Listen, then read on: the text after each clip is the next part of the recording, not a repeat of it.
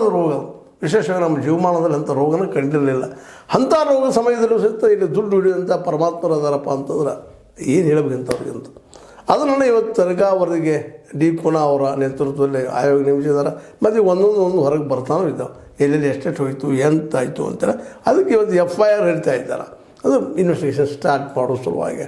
ಹೀಗಾಗಿ ಇವತ್ತು ಕಾಂಗ್ರೆಸ್ ಏನಪ್ಪ ಅಂದ್ರೆ ಒಳ್ಳೆ ಉಮೇದಿಂದ ಕುಳಿತುಕೊಂಡ್ರೆ ಹೌದಪ್ಪ ಇದ್ರೊಳಗೆ ನಾವು ಅವ್ರು ಹೊಡಿತೀವಿ ಅಂತೇಳಿ. ಯಾರನ್ನ BJPಗರನ್ನ.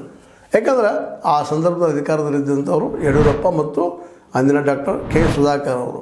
ಇವರು ಈ ಒಂದು ವ್ಯವಹಾರಕ್ಕೆ ಅಥವಾ ಅವ್ಯವಹಾರಕ್ಕೆ ಕಾರಣೀಕರ್ತರು ಅಂದರೆ ಕಾಂಗ್ರೆಸ್ಸಿನ ಪ್ರಬಲವಾದ ವಾದ. ಮತ್ತು ಇದರಲ್ಲಿ ಭಾಳಷ್ಟು ಭ್ರಷ್ಟಾಚಾರ ನಡೆದ, ಭಾಳ ಜನಕ್ಕೆ ಪೆಟ್ಟು ಬಿದ್ದಿದೆ, ಅನೇಕ ಜನ ಔಷಧದಲ್ಲಿ ಸತ್ತು ಹೋಗಿಬಿಟ್ರು ಸರ್ಕಾರದ ದವಾಖಾನೆ ಅನ್ನೋದು ವಾಸ್ತವ ಸತ್ಯದ. ಯಾಕಂದ್ರೆ ಈ ಒಂದು ಹಿನ್ನೆಲೆಯಲ್ಲಿ ಒಂದಿಷ್ಟು ಅಲರ್ಟಾಗಿ ಪ್ರಾಮಾಣಿಕವಾಗಿ ಅಂದಿನ ರಾಜ್ಯ ಸರ್ಕಾರ ಅಂದರೆ ಯಡಿಯೂರಪ್ಪನ ಸರ್ಕಾರ ಕೆಲಸ ಮಾಡಿದರೆ ಇಂಥ ಅನಾಹುತಗಳು ಆಗ್ತಾ ಇರಲಿಲ್ಲ ಅನ್ನುವಂಥ ದೊಡ್ಡ ಆರೋಪವನ್ನು ಈಗ ಮಾಡ್ತಾ ಇದ್ದಾರೆ ಕಾಂಗ್ರೆಸ್ಸಿಗರು. ಅದಕ್ಕಾಗಿ ಆ ತನಿಖೆ ನಡೆಸ್ತಾ ಇದ್ದಾರೆ, ಎಲ್ಲರಿಗೂ ನೋಟಿಸ್ ಕೊಡ್ತಾ ಇದ್ದಾರೆ.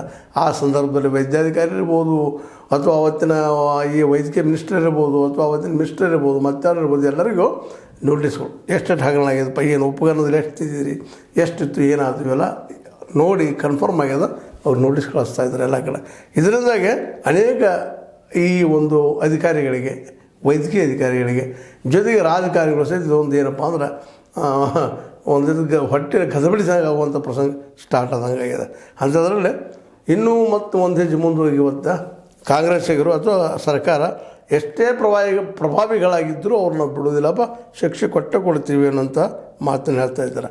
ಅದರಲ್ಲೂ ಶಿಕ್ಷಣ ಸಚಿವ, ವೈದ್ಯಕೀಯ ಶಿಕ್ಷಣ ಸಚಿವ ಡಾಕ್ಟರ್ ಶರಣಪ್ರಕಾಶ್ ಪಾಟೀಲ್ರು ಸ್ಪಷ್ಟ ಹೇಳ್ತಾ ಇದ್ದಾರೆ, ಕೋವಿಡ್ ಹಗರಣದಲ್ಲಿ ಯಾರ್ಯಾರು ಆರೋಪಿಗಳಿದ್ದಾರೆ, ಅಪರಾಧಿಗಳಾಗ್ತಾರೆ, ಅವ್ರ ಶಿಕ್ಷೆ ಮಾಡೇ ಮಾಡ್ತೀವಿ, ಅದರಲ್ಲಿ ಮತ್ತೊಂದು ಮಾಡೋದಿಲ್ಲ ಅನ್ನೋಂಥ ಮಾತನ್ನು ಹೇಳ್ತಾ ಇದ್ದಾರೆ. ಎಷ್ಟೋ ಪ್ರಭಾವಿ ಇರಲಿ, ಯಾರೂ ಇರಲಿ, ಅವ್ರು ನಾವು ಶಿಕ್ಷೆ ಕೊಡಿಸ್ತೀವಿ ಅಂತ ಇದ್ದಾರೆ.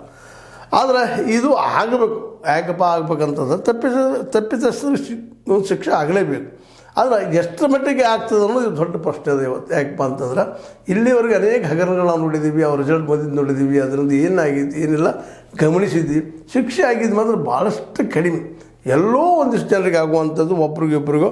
ಹೀಗಾಗಿ ಇದು ಸುಮ್ಮನೆ ಒಂದಿಷ್ಟು ಏನಪ್ಪ ಅಂದ್ರೆ BJPಗಳನ್ನ ಹೆದರಿಸೋ